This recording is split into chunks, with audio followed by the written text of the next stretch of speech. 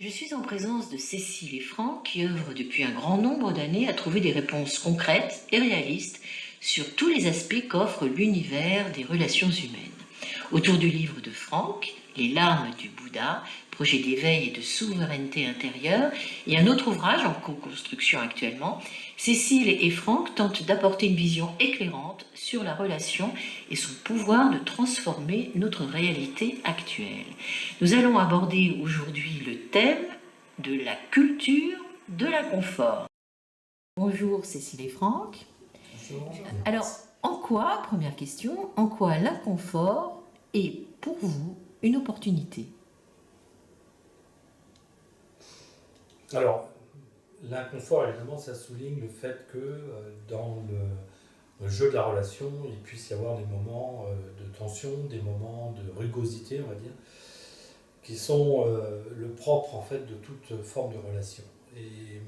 Et à la fois dans le jeu de la relation intime, dans le jeu de la relation de couple, ces moments pour la plupart du temps, sont redoutés parce que ils viennent remettre en cause ou en question un certain nombre je dirais d'éléments de sécurité intérieure, de repères personnels établis dans la durée.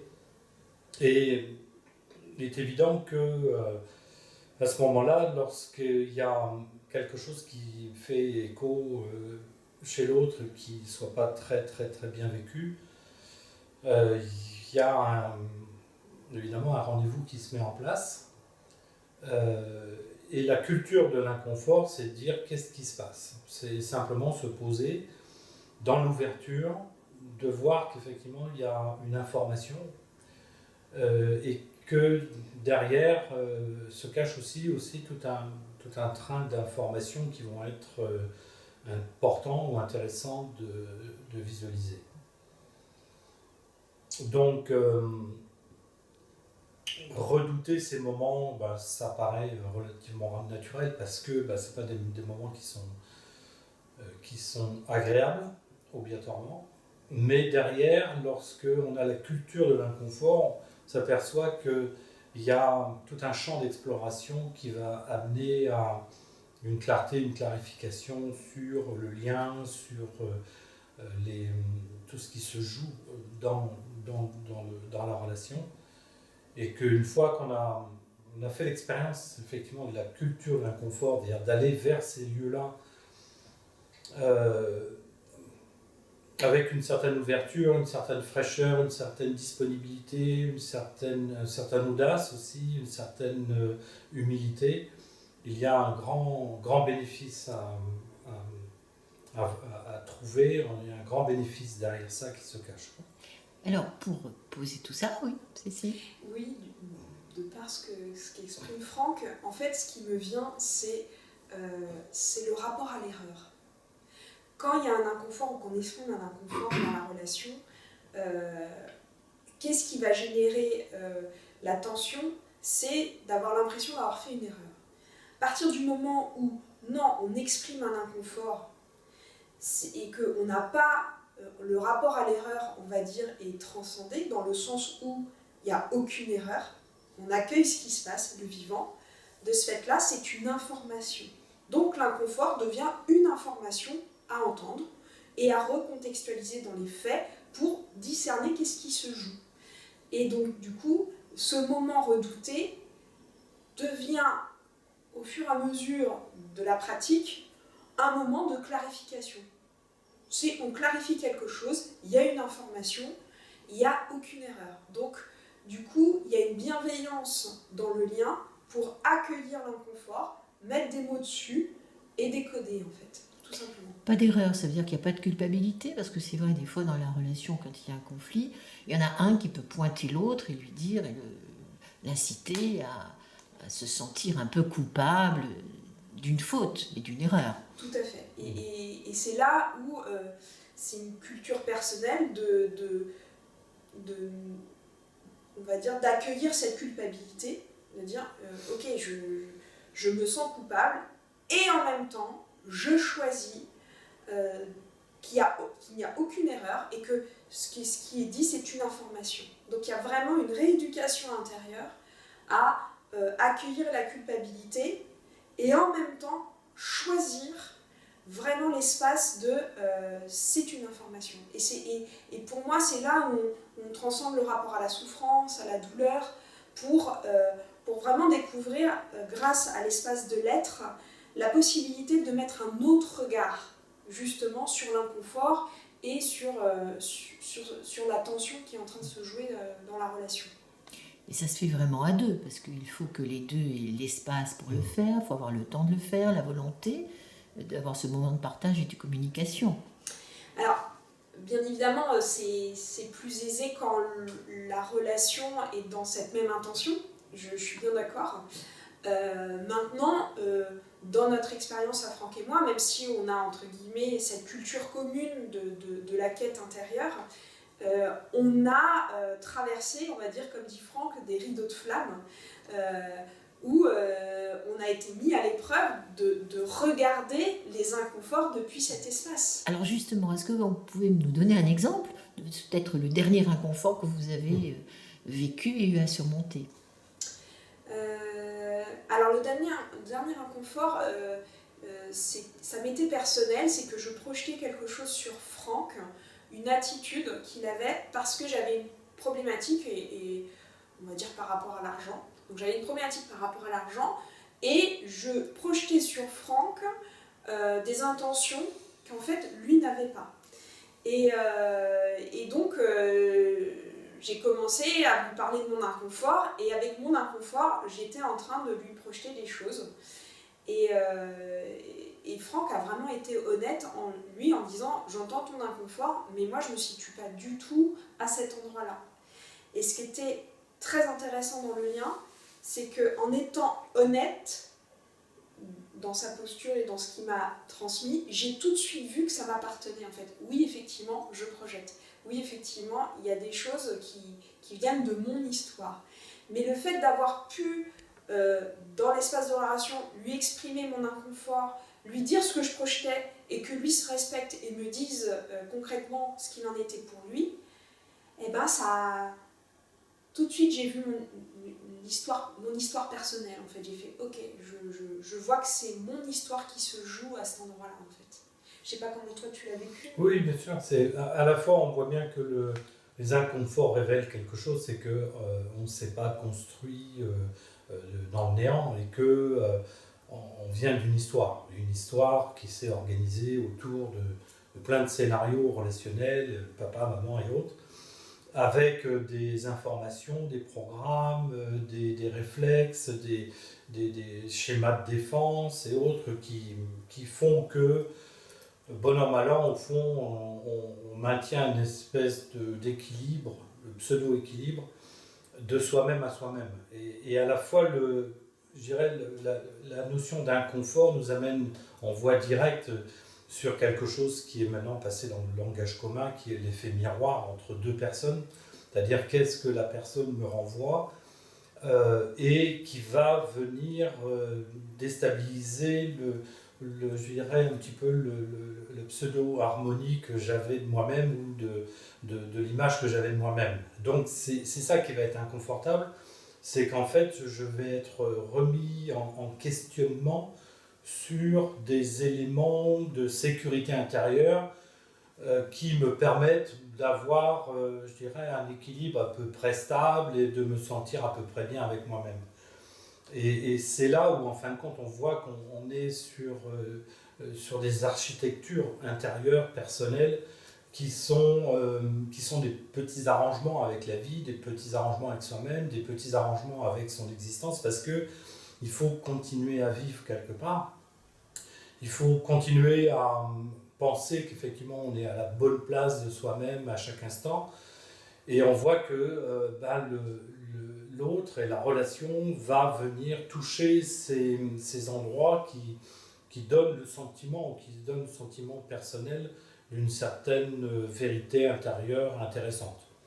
Voilà, donc la culture d'inconfort, c'est de comprendre qu'effectivement, on peut, si on est vraiment dans une quête de recherche personnelle, intérieure, profonde, honnête, je dirais le goût de cette aventure connais-toi toi-même va au bout de cette question, on s'aperçoit qu'effectivement la relation, elle va être quelque chose d'extrêmement intéressant pour nous amener des éléments d'information sur notre architecture personnelle. Et c'est pour ça que la culture de l'inconfort, c'est de comprendre que si je veux évoluer, j'ai besoin qu'on me renvoie de l'information.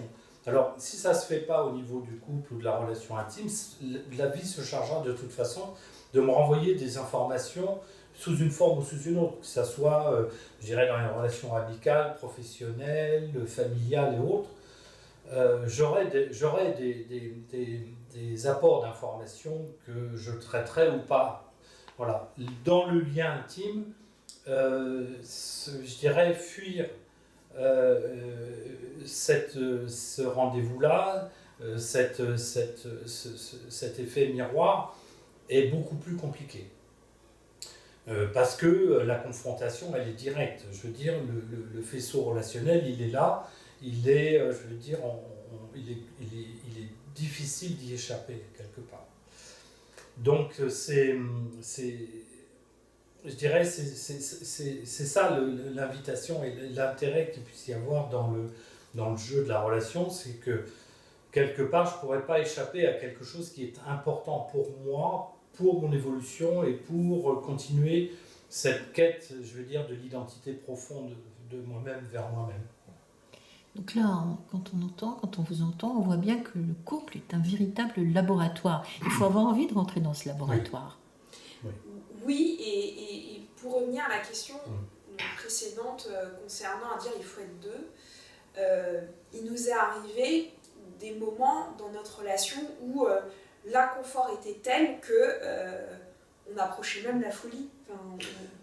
Ben oui, par le démontage et tout ça. Moi, je sais que dans mon parcours personnel, et puis par le fait aussi d'accompagner des gens, je me perçois qu'on a besoin d'entendre une information importante pour nous par plein de canaux. Donc on va aller voir un astrologue, on va aller voir un thérapeute, on va aller voir un tarologue, on va aller voir plein de gens qui vont nous donner une information et qui vont, d'une certaine façon, répliquer une même information. Et il faut, au bout d'un certain nombre d'expériences comme ça, où on va chercher de l'information à l'extérieur et où on revient au même point, je dirais, d'information, on s'aperçoit qu'on a besoin des fois de ce cheminement comme ça, un peu aléatoire, où on va récupérer une information importante pour soi.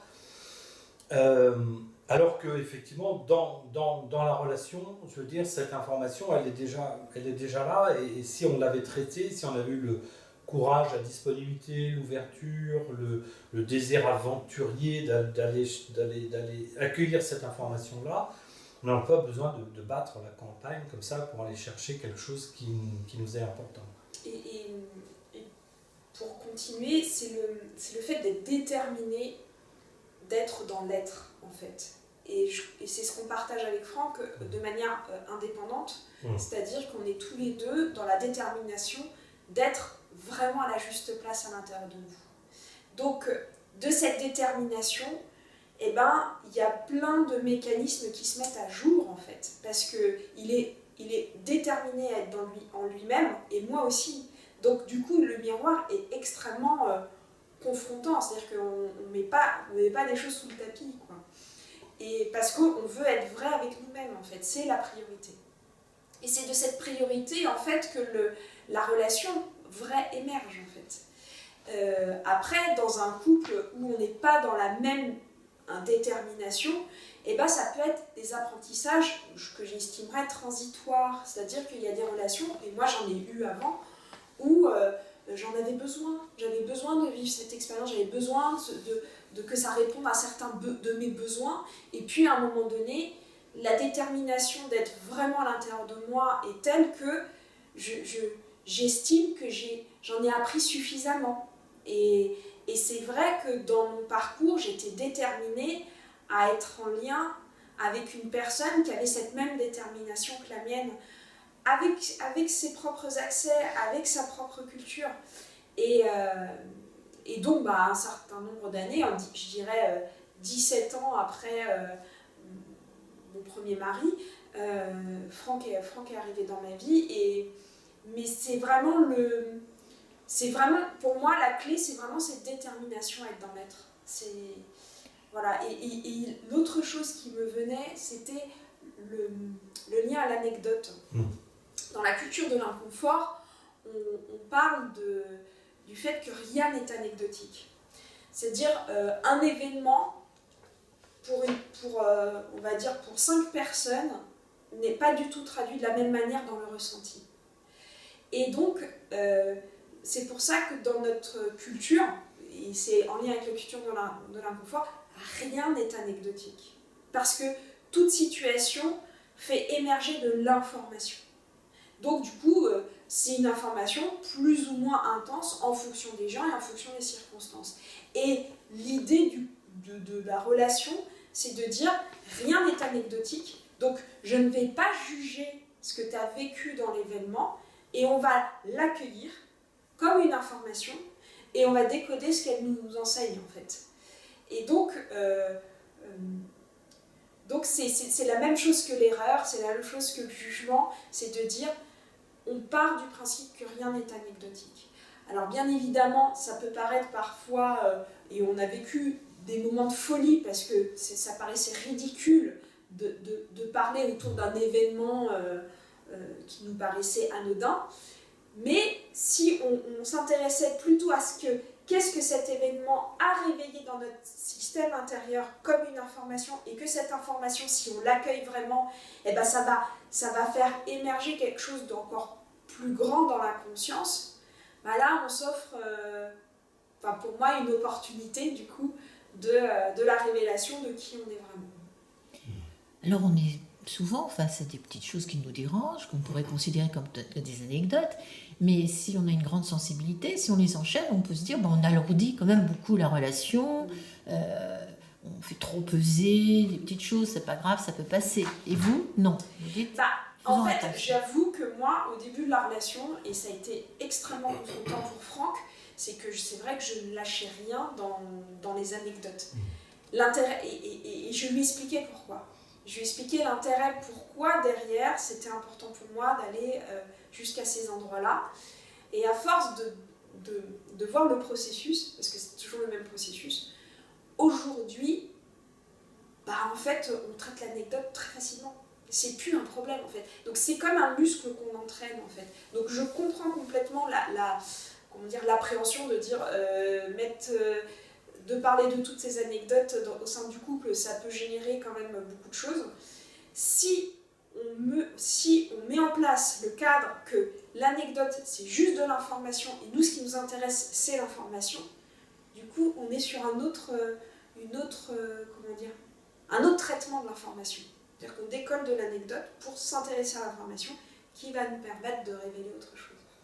Avec l'expérience, on s'aperçoit qu'effectivement, on vit beaucoup d'anecdotes dans nos expériences, qu'on classe, je veux dire, assez rapidement, l'urgence primant la forme, c'est-à-dire qu'effectivement, c'est anecdotique, ça n'est pas vraiment important. Mais on s'aperçoit que dans le jeu de la relation, c'est l'empilement en fait d'un certain nombre d'anecdotes qui crée une espèce de bombe à retardement. Nous, lorsqu'on reçoit des couples en consultation qui arrivent avec des problématiques, je veux dire, tellement difficiles à dénouer, on voit qu'effectivement, il y a tout un espèce de contentieux qui s'est construit. Il y a toute une espèce de banque de données anecdotiques qui s'est empilée comme une espèce de millefeuille comme ça. Et qui n'ont pas été traitées. Qui n'ont pas été traitées en temps réel, et c'est pas toujours facile de les traiter en temps réel parce que le mouvement de la vie, le machin, le truc, les courses, les gamins, aller chercher à l'école, enfin on s'aperçoit que effectivement il y a une espèce de vitesse comme ça qui permet pas d'appuyer sur le bouton pause à un moment donné pour dire attends là, ou de pouvoir se donner les moyens aussi de revenir je dirais après sur quelque chose qui semble avoir été évacué et qui n'aurait pas laissé de traces. On s'aperçoit que non, en fait, il y a une espèce d'empilement qui se fait, et au fil des années, bah, nous on reçoit des couples voilà, qui ont 20 ans de fonctionnement ou 13 ans de fonctionnement, et donc là-dedans, lorsqu'ils arrivent, on sent qu'il y a une espèce de package on commence par quoi, on dit quoi, qu'est-ce qui fonctionne plus, qu'est-ce qui n'a pas fonctionné. C'est parce qu'en fin de compte, c'est comme s'il y avait un espèce d'encrassage qui s'était fait. Et puis à un moment donné, ben, c'est une bombe à retardement. Ça va exploser d'une façon ou d'une autre. Et ça va exploser sur des moments anecdotiques. C'est-à-dire qu'en fait, on voit bien que ça pourra être anecdotique et ça explose à ce moment-là et à cet endroit-là. Mais on ne comprend plus rien parce qu'on n'a pas la vision un petit peu de ce qui s'est tramé, de ce qui s'est construit, de ce qui s'est amalgamé au fil du temps. Et c'est pour ça que la culture de l'inconfort demande une espèce d'hygiène relationnelle, de dire non, il y a quelque chose. Il y a quelque chose. On se pose sur cette chose. On va sentir le fil d'information qu'il y a derrière ça. Parce que derrière la notion de culture d'inconfort, il y a la culture du connais-toi toi-même. Et tu disais tout à l'heure, si on n'a pas cette culture, cette vocation du connais-toi toi-même, c'est-à-dire d'aller vraiment voir en fin de compte qu'est-ce qui fonctionne au niveau de ma personnalité, sachant que derrière il y a quand même une quête de l'identité beaucoup plus profonde, donc une espèce de transcendance d'un plan de représentation de soi-même vers une autre identité, vers quelque chose qui va nous amener vers notre identité profonde. Hein, la culture de l'être, notre sous-titre, c'est l'être au cœur de la relation, c'est-à-dire qui suis-je en fait? C'est la grande question de l'identité. Mais alors, cette quête, tout le monde ne la porte pas non plus. Dans les Non. couples, il peut y avoir du déni, on peut se mentir à soi-même, on peut jouer un rôle, on peut être même deux à jouer un rôle et ça fonctionne. Il y a aussi, peut y avoir du mensonge, etc. Alors quand on a mis ça en place, peut-être des façons de survivre aussi dans le couple, 1 an, 5 ans, 10 ans, 20 ans, est-ce qu'on peut à un moment se repositionner et se dire, ben non, on va changer, on va pratiquer cette culture de l'inconfort. Quand on a cherché à l'éviter tout le temps. Vas-y, je dirais que c'est un cri intérieur qu'on entend. Il y a quelque chose qui dit je veux plus me mentir à moi-même, je peux plus rester dans ces circonstances. Donc il y a quelque chose il y a un appel profond en fait qui se fait en fait, et de dire en tout cas moi ça a été dans mon expérience, c'est je préfère être seule. Je préfère être seule que de me mentir dans cette relation parce que je suis en train de passer à côté de qui je suis, et la priorité c'est moi, dans le sens de l'être.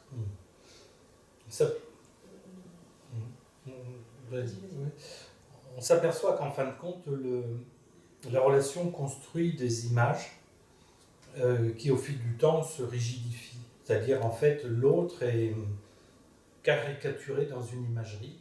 Il est comme ceci, elle est comme cela. Et ces caricatures sont figées. Et ce que nous renvoie l'autre de notre image de nous n'est plus supportable parce qu'on sent qu'on a évolué, parce qu'on sent qu'il y a des choses qui ont changé à l'intérieur de nous et que ces choses qui ont changé ne sont pas validées ou reconnues par l'autre, qui lui maintient une image antérieure, je veux dire cristallisée dans une histoire ou je dirais dans une architecture de représentation. C'est pour ça que la culture de l'inconfort permet de réactualiser en permanence et de rénover en permanence, je dirais, un processus évolutif de notre propre champ d'évolution et de champ de représentation.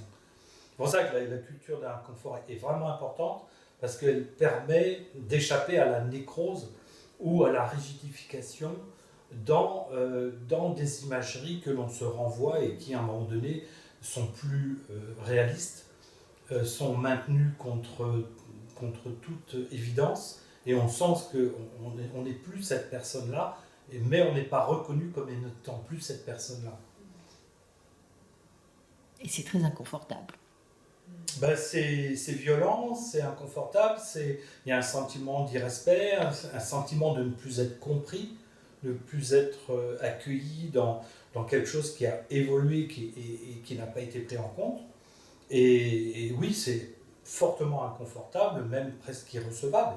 C'est-à-dire, là, c'est là où l'effet miroir devient insupportable et qu'à ce moment-là, on a plus envie je dirais, de faire disparaître le porteur du miroir que de regarder dans le miroir.